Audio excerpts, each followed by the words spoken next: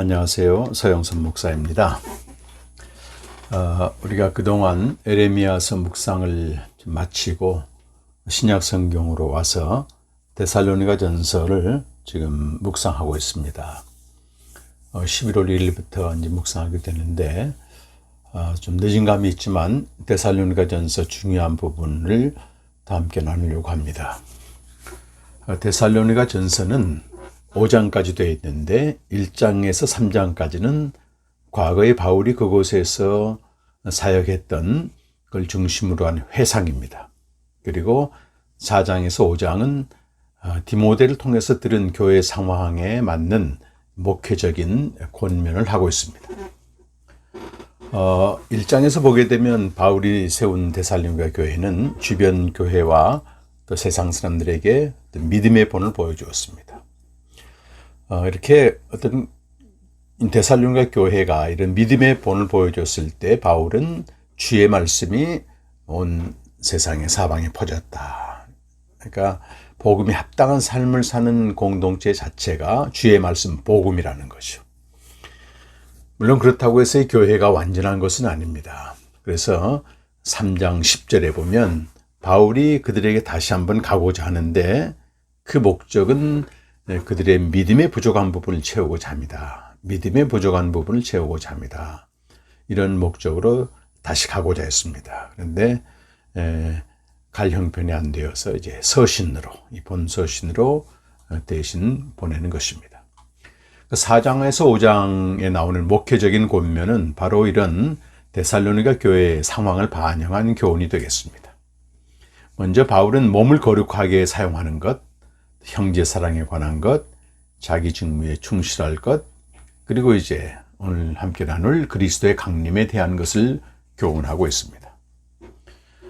4장 13절에서 18절, 여기는 자는 자들에 관하여라는 표제로 시작하고 5장 1절에서 11절은 연결선상입니다. 때와 기한에 관하여 이런 표제어로 시작합니다.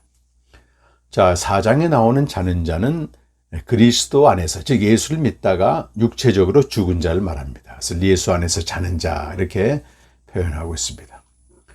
자는 자를 문자적으로 해석하면 영혼 수면설이라는 그 가설에 빠지게 됩니다. 이건 이제 정통 진리는 아닙니다. 그런데 이런 제7안실 교회나 이런 이단성 있는 교파에서는 영혼 수면설을 또 주장하죠. 자, 자는 자는 육체로 죽었으나 몸의 부활을 기다리는 신자를 가리킵니다. 바울이 오늘 자는 자들에 대해 권면하는 이 내용은 사람이 죽으면 어떤 일이 벌어질까라, 소위 사후세계에 대한 담론이 결코 아닙니다. 13절과 18절 보시게 되면 현재 살아있는 자를 위한 권면입니다. 초대교회 성도들은 주의 강림이 임박한 것으로 믿었습니다.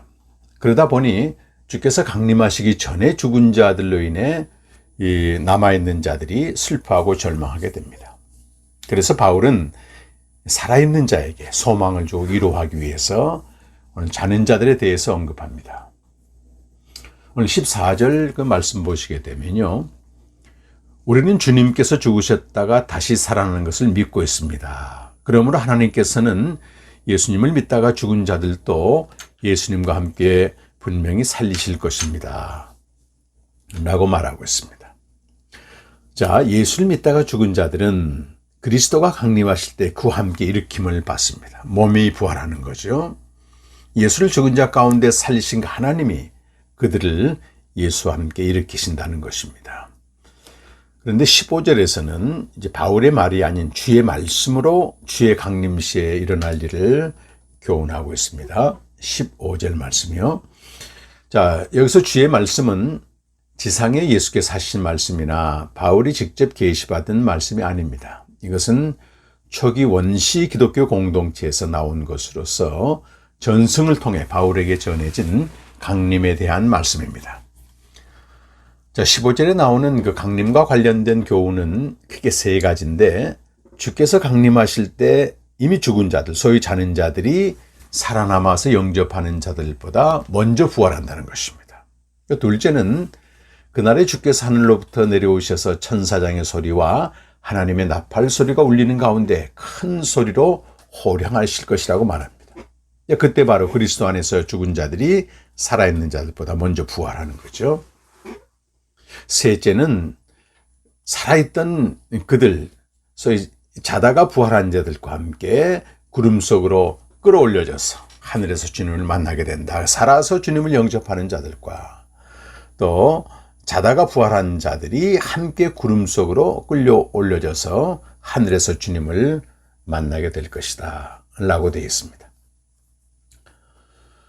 자, 바울은 그 원시기독교 공동체가 전승해온 주의 말씀, 전승해온 두 개의 그 종말적인 론적인 표상을 사용하여 교훈합니다. 하나는 그리스도가 공중에서 강림하신다는 거, 다른 하나는 죽은 자에 대한 부활, 이 두 가지입니다. 여기서 자는 자들이나 또 살아서 영접하는 자들이 공중으로 끌어올려서 주님을 영접한다. 끌어올리다 이 말이 기독교 역사에 상당히 그 문제가 되고 또 어떤 휴거소동의 근거가 됐습니다. 끌어올리다 영어로는 랩처라고 되어 있는데 이 헬라어 합파조를 라틴어로 부르면 이제 휴거라고 발음할 수 있습니다. 휴거, 이 휴거 운동은 1830년 영국에서 일어난 환상과 관련이 있습니다. 영국에서 열광적인 은사운동을 일으킨 어빙이라는 사람이 있었는데 그의 집회에 1830년입니다. 지금 대략 200년 전이 되겠죠. 10대 소녀인 맥도날드라고 하는 이 아이가 방언을 하고 휴거소의 공중재림의 환상을 예수님께서 환상을 보았습니다. 자, 이것이 성경적인 근거가 있는가 확인하기 위해서 당시 플리머드 형제단에 소속된 달비라고 하는 사람이 이곳에 파송이 됐습니다. 이 달비는 나중에 미국으로 건너가 소위 세대주의 신앙을 전파한 소위 근본주의 신앙의 원조가 됩니다. 여기 확인한 그 달비는 방언은 좀 비판적으로 보고했습니다. 그러나 휴거 환상은 오늘 데살로니가전서 4장 17절 근거로 해서 상당히 긍정적인 것으로 보고했습니다. 자, 문제는 이때부터 소위 휴거소동이 일어납니다. 시한부 종말론과 결합해서 말입니다.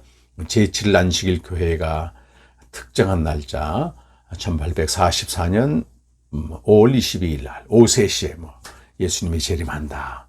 또 그렇게 주장을 했고 여호와 증인도 역시 시한부 종말론을 주장합니다.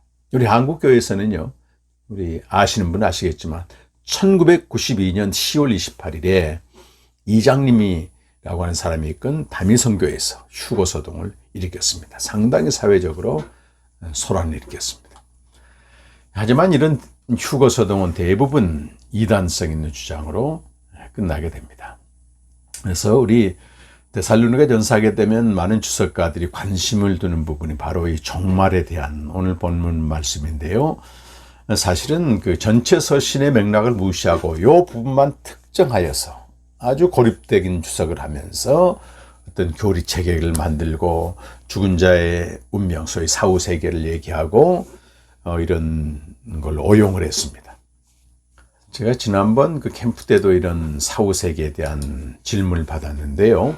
인간의 사후세계는 불신자의 세계에서도 굉장한 관심을 가지고 있습니다.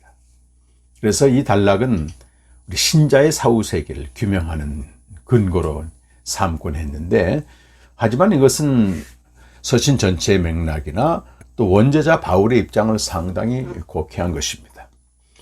이 본문에서 바울이 중요하게 생각하는 것은 죽은 자나 신자의 사후세계가 결코 아닙니다.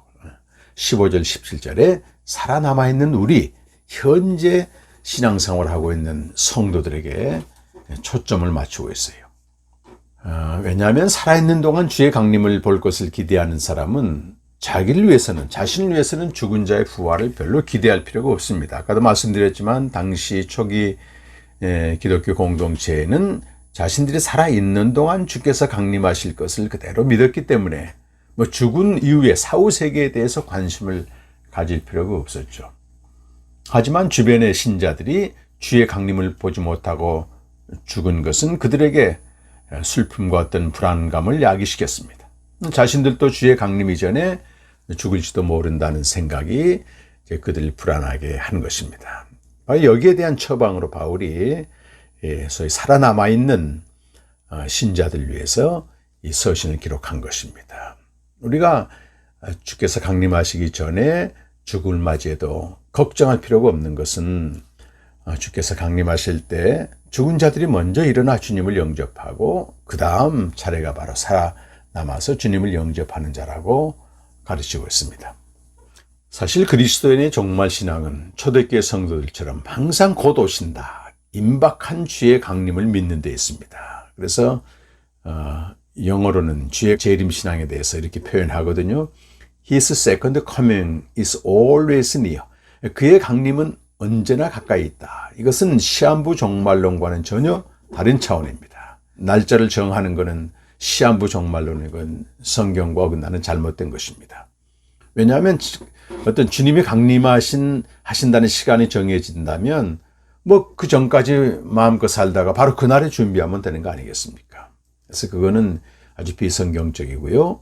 중요한 것은 모든 그리스도인은 임박한 종말 신앙으로 살아간다는 것입니다. 오늘 주님이 오신다는 믿음으로 사는 것이죠.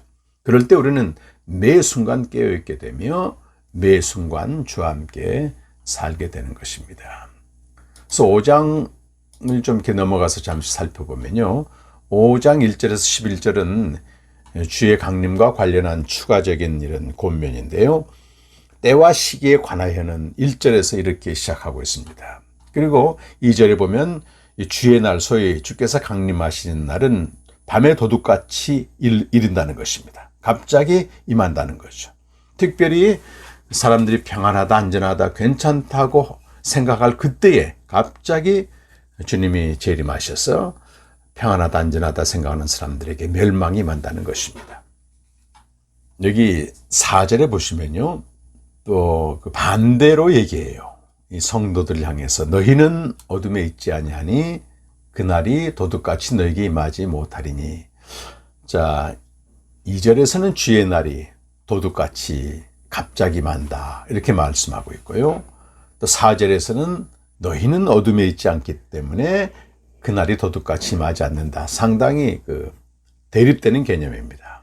어떤 사람에게는 도둑같이 갑자기 임하고 또 어떤 사람에게는 도둑같이 임하지 않는다. 이 내용이 충돌됩니다. 이게 좀 주의 깊은 주의가 좀 필요한 부분 같습니다. 이 4절에 보면 바울이 데살로니가 성도들에게 형제들아라고 아주 친밀하게 권합니다. 그리고 그들은 지금 어둠 속에 있지 않다. 이걸 강조하고 있는 거죠. 그래서 그들에게는 그날이 도둑처럼 덮치지 않을 것이다 라고 말씀해요. 이게 어떻게 지금 조화가 되겠습니까? 소위 어둠에 속하지 않는 지금 데살로니가 성도들 말합니다. 도둑처럼 임하지 않는다. 자, 지금 1장에서 4장까지 진술을 보게 되면 데살로니가 교회 성도들은 환난 중에도 믿음을 지켰고 또 말씀을 받아 사도와 주를 본받는 자가 되었고 그들에게 있는 믿음의 행위와 사랑의 수고와 소망의 인내가 하나님 앞에서 기억함이 되었고 또 이 같은 믿음의 빛이 주변 사방에 다 비춰졌습니다. 이래서 그들은 어둠에 속하지 않는다는 것입니다. 그리고 5절에서는 그들의 이렇게 믿음이 있는 그들을 가리켜 빛의 아들이다, 낮의 아들이다 그렇게 말씀하고 있어요.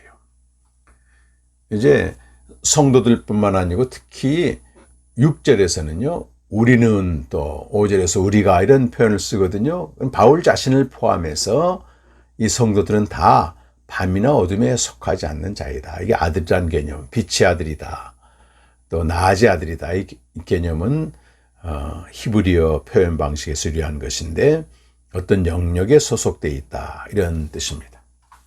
자, 그러면 아까 말씀드린 2절에 도둑같이 오는 주의 날이 있고 도둑같이 오지 않는 주의 날이 있다. 이게 어떻게 조화를 이루겠습니까? 그것은 도둑같이 오는 주의 날이 이미 어둠에 속하지 않는 자, 소위 빛 가운데 속한 이들에게는 이미 도래했다.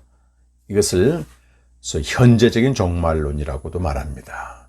즉 도둑같이 오는 미래의 종말이 빛 가운데 사는 이들에게는 이미 현재 도래했다. 이렇게 해석할 수 있습니다. 그래서 현재적인 종말론이라고 말하는데 현재적 종말론이란 종말을 현재로 사는 신앙이고, 그런 신앙은 주의 강림을 맞이하기에 합당한 삶을 가리킵니다. 이것이 바로 빛에 속하고 낮에 속한 삶입니다. 그래서 이제 6절에서 8절은요, 5장입니다. 그럼 종말을 현재로 산다는 게 뭔가? 소위 미래적 종말, 도둑같이 임할 종말을 현재에 사는 거죠. 그건 도둑같이 임하지 않는 종말입니다. 그런 삶을 촉구하는데 6절에서 8절 말씀 보시게 되면, 그러므로 우리는 다른 사람들처럼 잠자지 말고 깨어있으라, 정신을 차리라. 잠자는 자들은 밤에 자고 술에 취하는 자들도 밤에 취한다. 그러나 우리는 낮에 속한 사람이므로 정신을 차리고 여기 믿음과 사랑의 갑옷을 입고 구원의 소망으로 투구를 씁시다 라고 권면하는 것입니다. 여기 잠자는 자와 깨어있는 자, 잠자는 자와 깨어있는 자는 여기서 말하는 이 구분은요, 그의 행실을 말합니다. 여기와 병행되는 구절이 로마서 13장 11절에서 14절 말씀입니다. 자, 한번 제가 세 번역을 읽어보겠습니다. 여러분은 지금이 어느 때인지 압니다. 잠에서 깨어나야 할 때가 벌써 되었습니다. 지금은 우리의 구원이 우리가 처음 믿을 때보다 더 가까워졌습니다. 밤이 깊고 낮이 가까웠습니다. 그러므로 우리는 어둠의 행실을 벗어버리고 빛의 갑옷을 입읍시다. 낮에 행동하듯이 단정하게 행합시다.